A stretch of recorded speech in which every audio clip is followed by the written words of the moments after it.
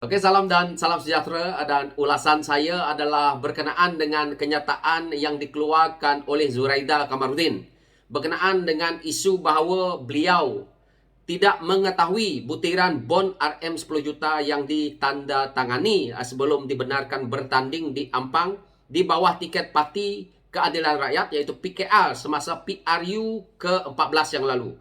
Dan dalam kenyataannya beliau juga mengatakan bahawa saman PKR yang berhubung dengan RM 10 juta, apabila beliau keluar parti, beliau mendakwa dipaksa menandatangani dokumen itu dan dia tidak mengetahui butiran dokumen yang dia tanda tangani. Saya rasa Zuraida ini dalam bulan puasa pun nak membohongi orang. Kita tengok jawatan Zuraida ya, sebelum beliau keluar parti.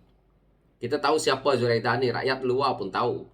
Beliau adalah bekas naib presiden PKR.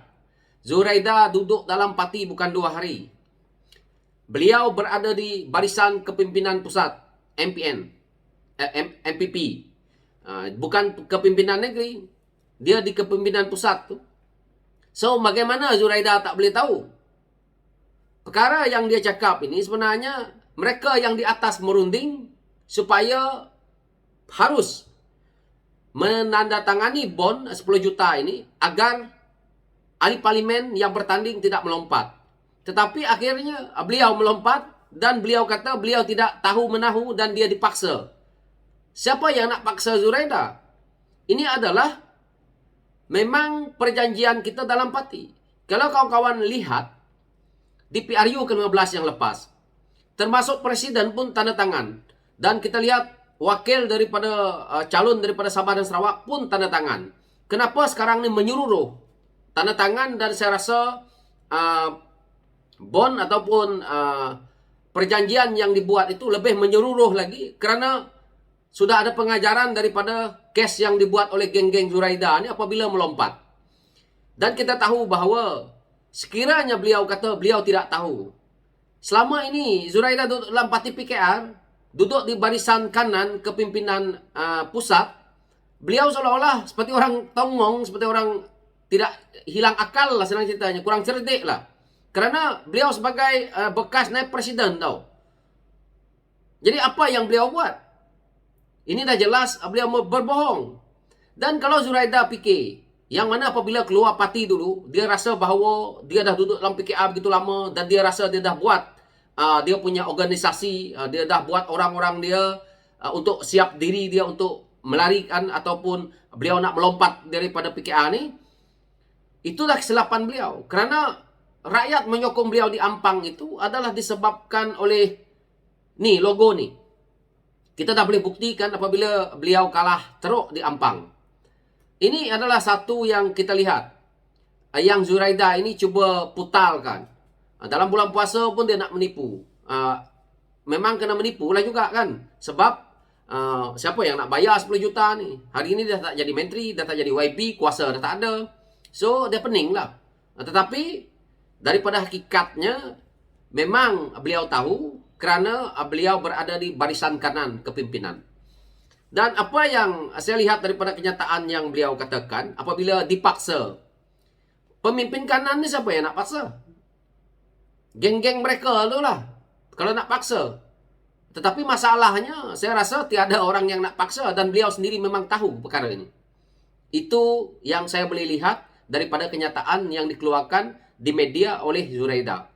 So, daripada sisinya, kalau kita lihat, apabila beliau keluar daripada PKR, kita tengok politiknya juga ada habis. Orang yang hebat daripada Zuraida pun habis dia punya politik. Kita tengok Azmin Ali.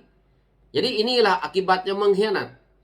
Ada lagi hujah daripada kawan-kawan yang bertanya kepada saya, kenapa Zuraida yang kena? Kenapa yang lain tak kena? Contohnya Ali Biju, YB Ali Biju, Willy Mongin, ataupun beberapa lain, ataupun Saifuddin Abdullah dan sebagainya, beberapa orang lagi.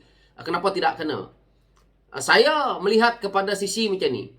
Saya melihat kenyataan yang dikeluarkan oleh Rafizi Lamli berkenaan dengan isu ini sebelum ini, iaitu sebelum ini ada sebahagian mereka, mungkin Azmin Ali juga tak ikut tanda tangan perjanjian itu kerana kebijakan masing-masing, dan Zuraida konon-kononnya bijak juga, akhirnya tanda tangan dan akhirnya dia terjerat nih.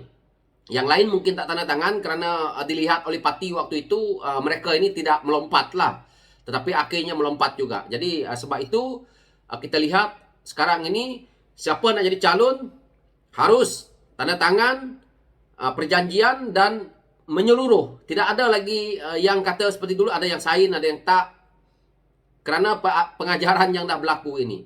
Jadi daripada isu ini, saya harap pengajaran kepada mereka yang nak bertanding duduk dalam parti manapun, hormati parti kamu. Kalau kamu tak berpuas hati, tunggu sehingga 5 tahun baru kamu letak jawatan ke, keluar parti ke, itu lebih baik, ada maruahnya. Tapi dalam waktu kamu mengejar pangkat kuasa dan juga kamu nak memikirkan bahawa kepentingan peribadi, akhirnya akan membuahkan satu perkara yang merugikan diri sendiri dan juga mengecewakan penyokong kita sendiri.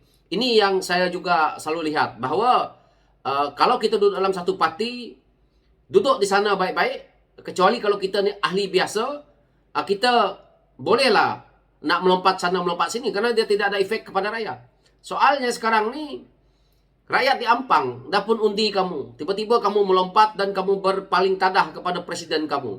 Zuraida dalam melompat, mengeluar kenyataan, membuat video yang mempelekehkan presidennya. Timbalan Kak Wan sendiri dipelekehkan. Keluarga Datuk Seri Anwar Ibrahim dipelekehkan dengan video-video yang seolah-olah beliau adalah manusia yang paling hebat apabila keluar daripada parti itu.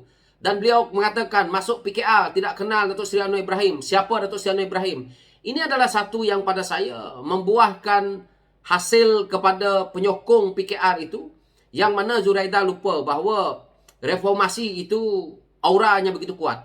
Jadi lebih baik Zuraida berfikir semula, jangan mengamalkan sikap begini yang mana merasakan bahawa kita ni sudah hebat dan kita akhirnya membuat sesuatu perkara yang merugikan diri kita sendiri, dan akhirnya ini akibatnya.